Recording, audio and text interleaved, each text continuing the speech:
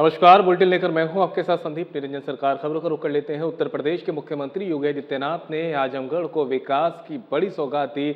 महाराजा सुहेलदेव विश्वविद्यालय में कार्यक्रम आयोजित किया गया, जिसमें सीएम योगी ने 955 करोड़ 40 लाख रुपए की 39 विकास परियोजनाओं का लोकार्पण और शिलान्यास किया। इसमें सड़क, शिक्षा, स्वास्थ्य और आधारभूत ढांचे से जुड़ी योजनाएं शामिल हैं। 14 परियोजनाओं का लोकार्पण और 25 नई परियोजनाओं का शिलान्यास किया गया। मुख्यमंत्री ने कहा कि डबल इंजन सरकार पूर्वांचल के विकास को नई गति दे रही है और विकास का लाभ अंतिम व्यक्ति तक पहुंचाना सरकार की प्राथमिकता है।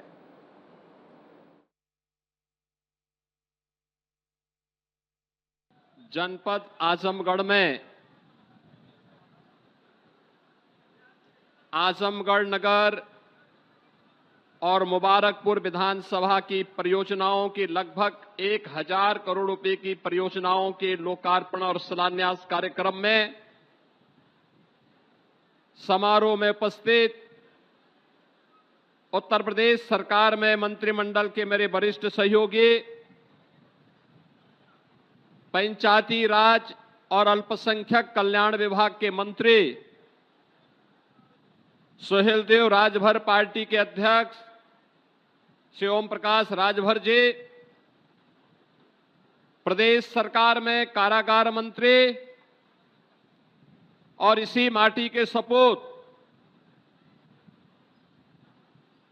श्री दारा सिंह चौहान जी, जनपद के प्रभारी मंत्री श्री अनिल राजभर जी,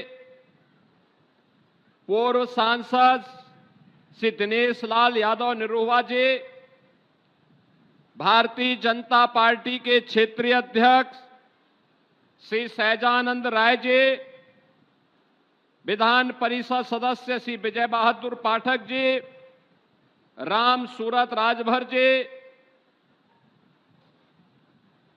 विक्रांत सिंह रिसो जी, पूर्व मंत्री श्री यशवंत सिंह जी, पूर्व सांसद श्री संतोष सिंह जी, पूर्व सांसद श्रीमती नीलम सोनकर जी, पूर्व सांसद श्रीमती संगीता आजाद जी, पूर्व विधायक श्रीमती वंदना सिंह जी, राज्य महिला आयोग की सदस्य श्रीमती प्रियंका मौर्य जी, भारतीय जनता पार्टी के जिलाध्यक्ष श्री ध्रुव सिंह जी, लालगंज के अध्यक्ष श्री विनोद राजभर जी, आज के इस कार्यक्रम में उपस्थित भारतीय जनता पार्टी के हमारे वरिष्ठ नेतागण श्री अखिलेश कुमार मिश्र जी, अरविंद जायसवाल जी, कृष्ण मुरारी विश्वकर्मा जी, श्रीमती मंजू सरोज जी, श्री सत्येंद्र राय जी,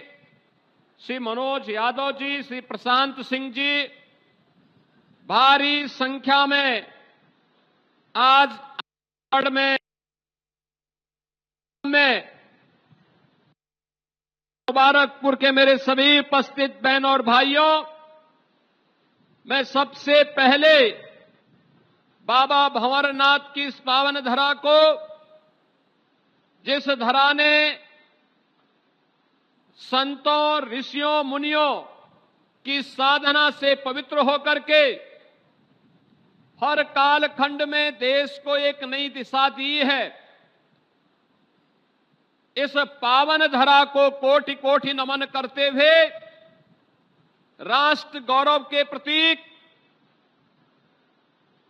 महान वीर सेनानी महाराज सुहेलदेव के नाम पर स्थापित इस विश्वविद्यालय में उस राष्ट्र नायक की स्मृतियों को भी नमन करते हुए आप सबका मैं अभिनंदन करता हूं, स्वागत करता हूं।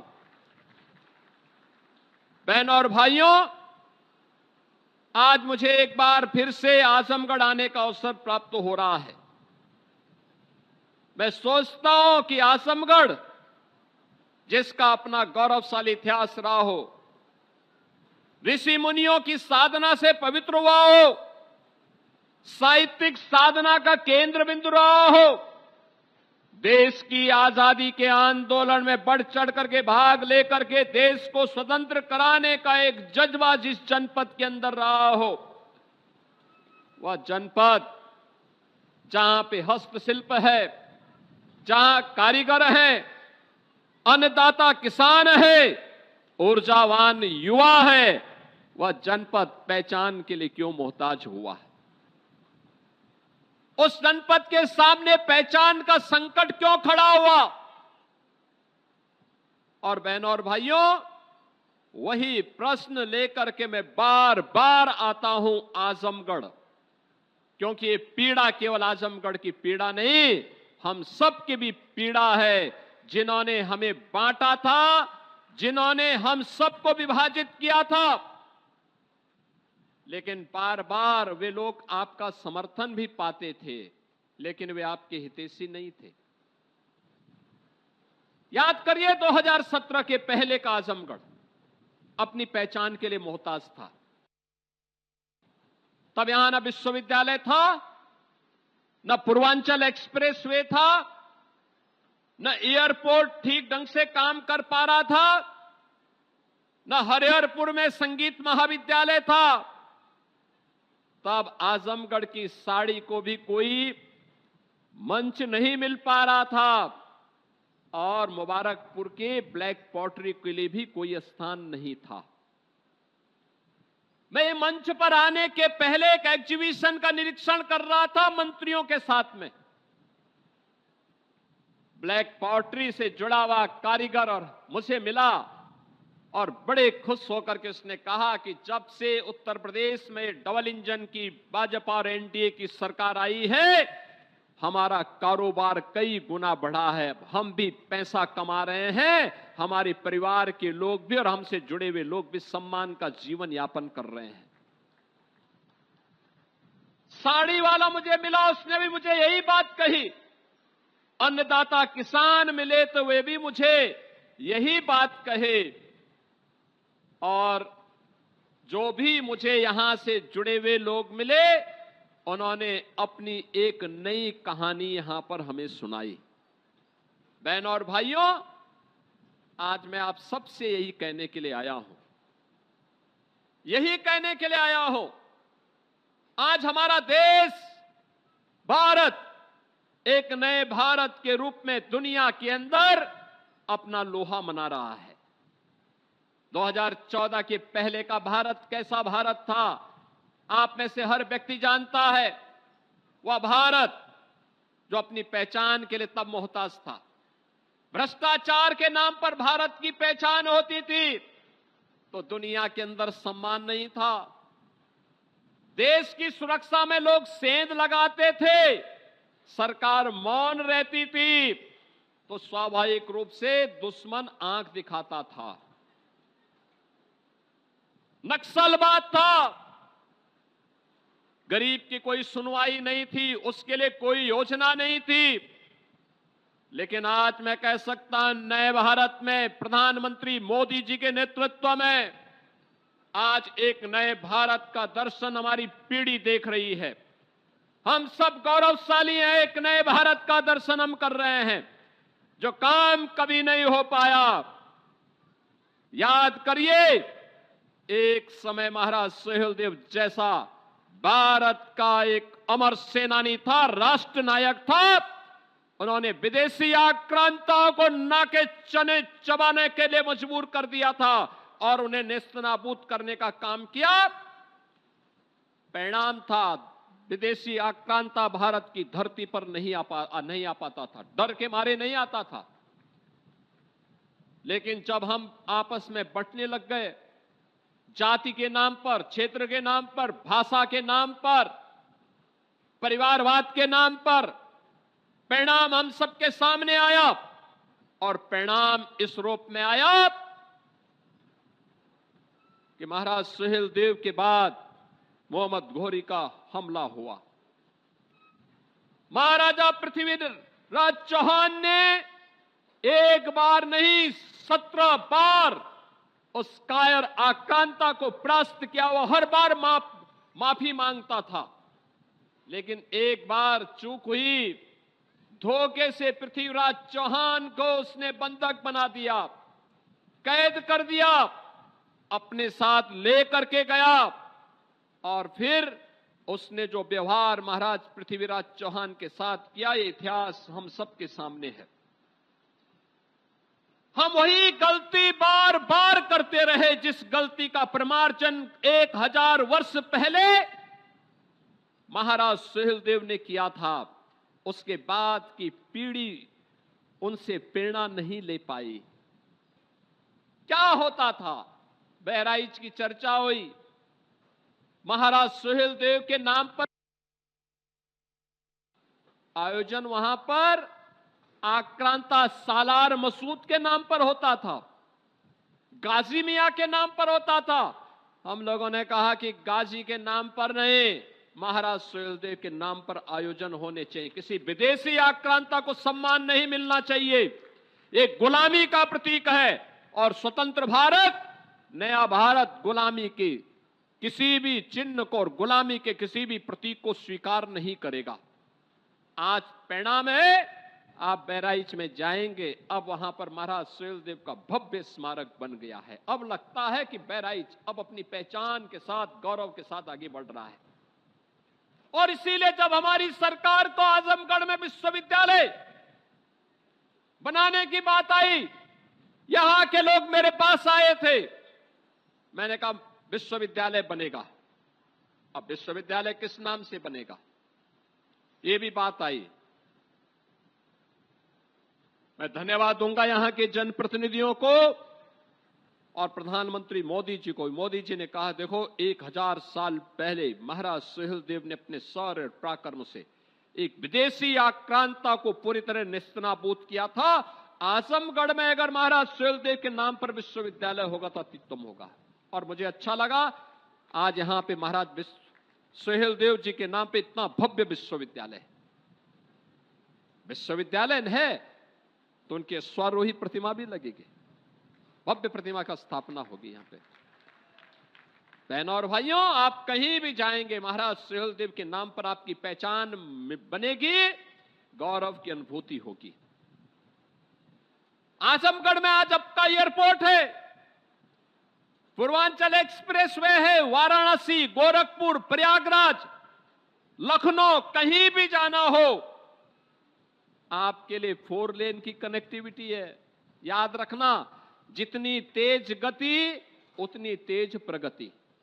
प्रगति का आधार गति होती है। गति अगर स्पीड ही नहीं है तो विकास भी नहीं हो पाएगा। और यही स्थिति आज आप सबके लिए भी है। आजमगढ़ की प्रगति के लिए आज ब्लैक पॉटरी को एक प्लेटफॉर्म मिला है, 1 डिस्ट्रिक्ट 1 प्रोडक्ट के माध्यम से।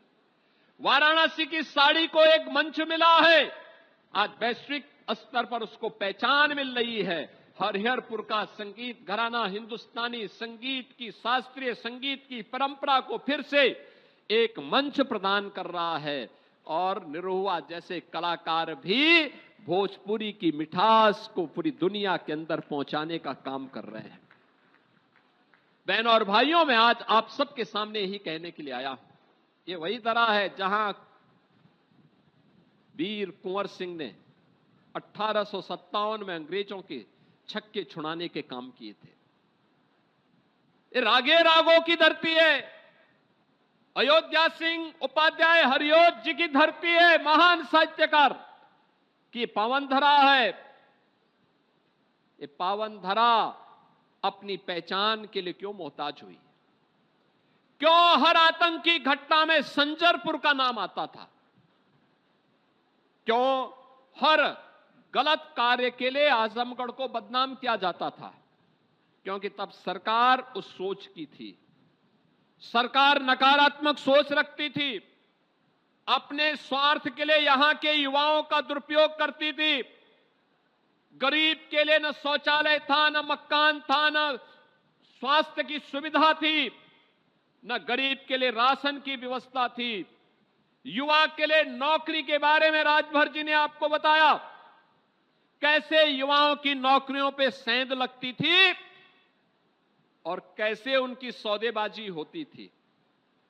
बेटी के लिए कोई स्कीम नहीं थी, बेटी के लिए कोई स्कीम नहीं हुआ करती थी। बेटी के लिए न कोई स्कीम है, न उसके सुरक्षा की व्यवस्था, न उसकी पढ़ाई की व्यवस्था, न उसको आगे बढ़ने की व्यवस्था, और गरीब कन्याओं की शादी के लिए भी सरकार की स्कीम कुछ भी नहीं थी।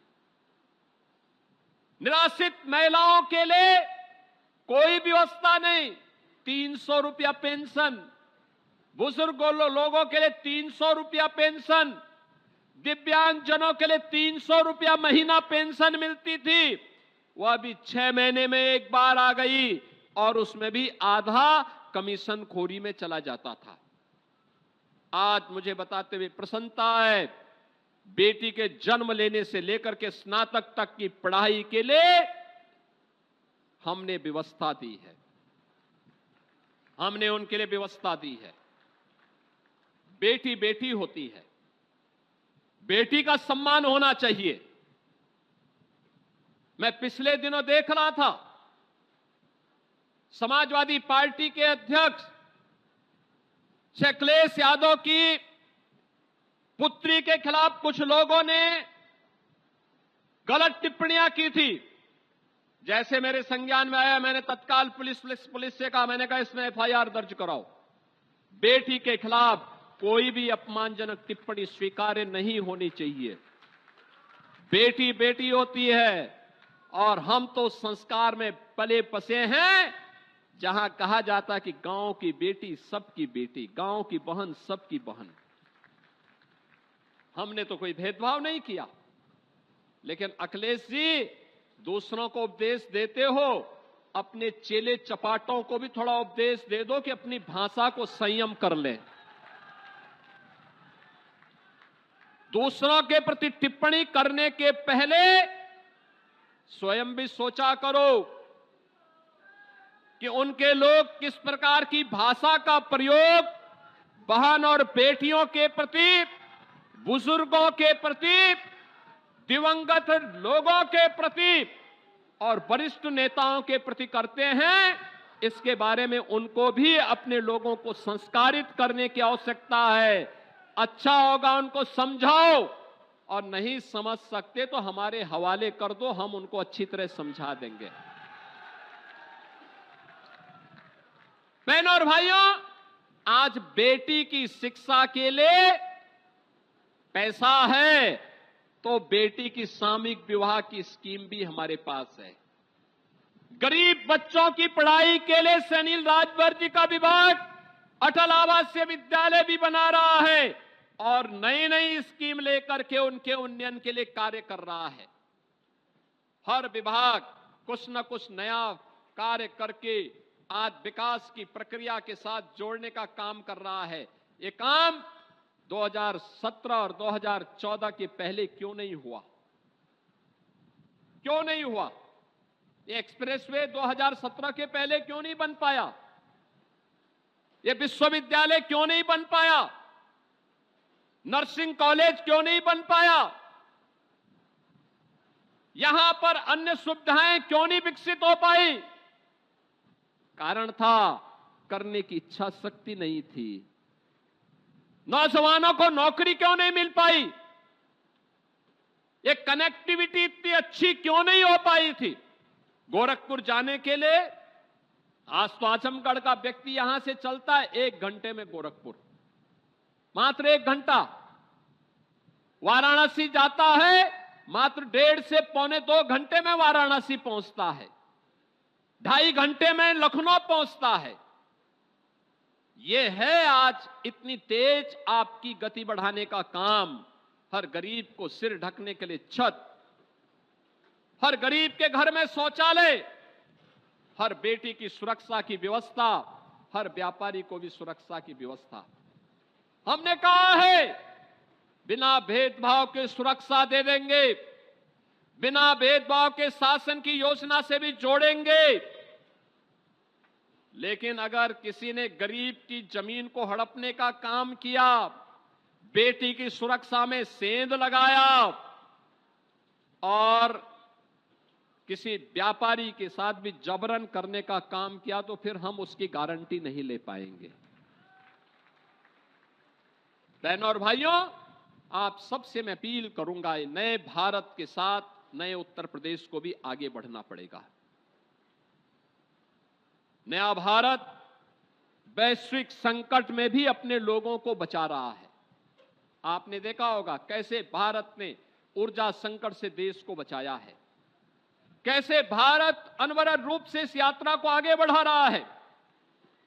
दुनिया त्रस्त है, लेकिन भारत के लोगों को मोदी जी के नेतृत्व पर गौरव की अनुभूति होती है।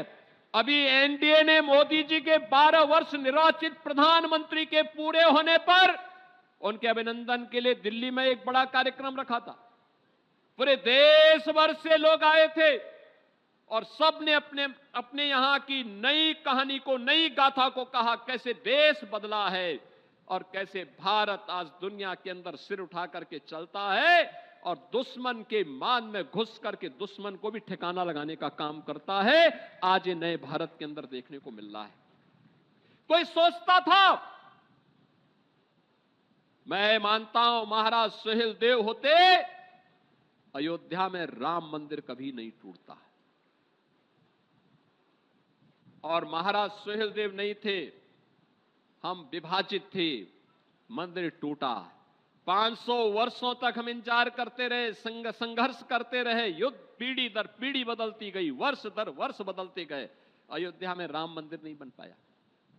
मोदी जी के आने के बाद डबल इंजन सरकार ने 500 वर्षों की समस्या का समाधान किया और अयोध्या में भगवान राम का भव्य मंदिर का निर्माण हुआ। क्या यह काम समाजवादी पार्टी कर पाती? मैं पूछना चाहता हूं आजमगढ़ वासियों से, आप लोग राम मंदिर के निर्माण से खुश हैं कि नहीं हैं? राम मंदिर का निर्माण आजाद भारत में तत्काल हो जाना चाहिए था कि नहीं होना चाहिए था?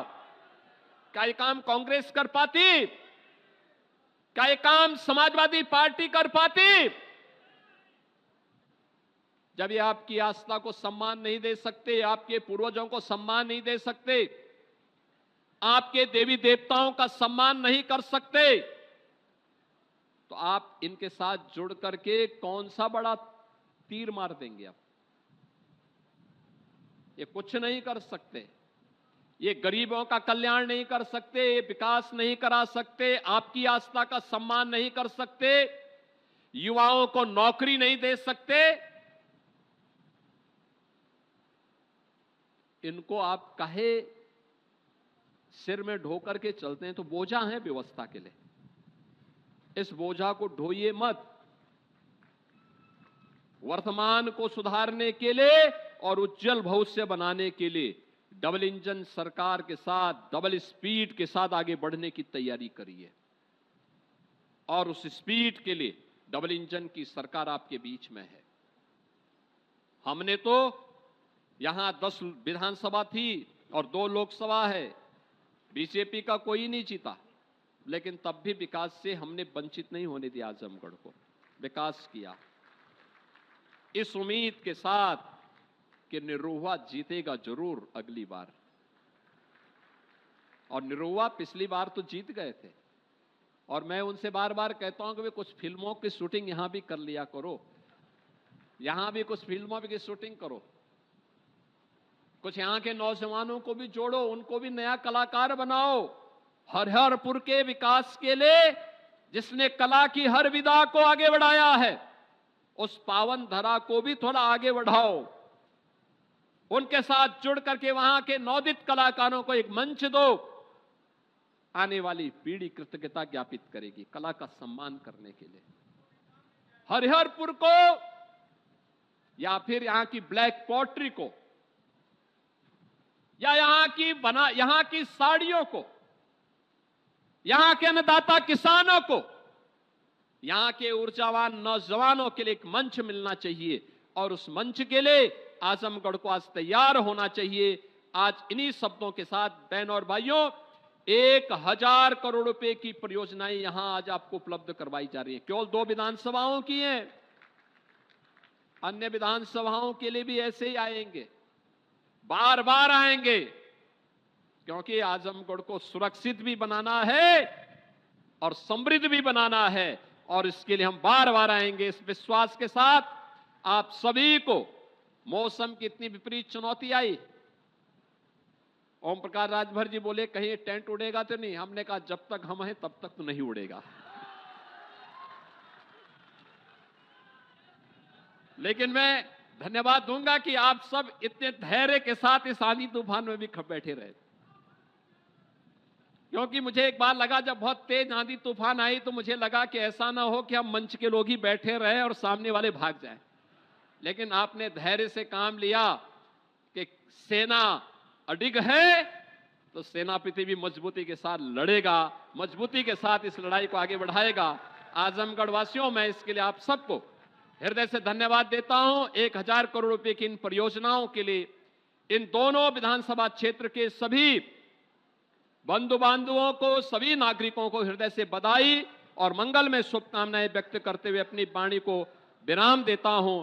और प्रशासन से इस बारे में जरूर कहूंगा कि आजमगढ़ के लिए आजमगढ़ विकास प्राधिकरण के माध्यम से हमें पुरानी जो जेल है उस जेल को एक अच्छे कन्वेंशन सेंटर या किसी अच्छे केंद्र के रूप में आगे बनाने के लिए, बढ़ाने के लिए एक व्यापक कार्य योजना आगे देनी चाहिए।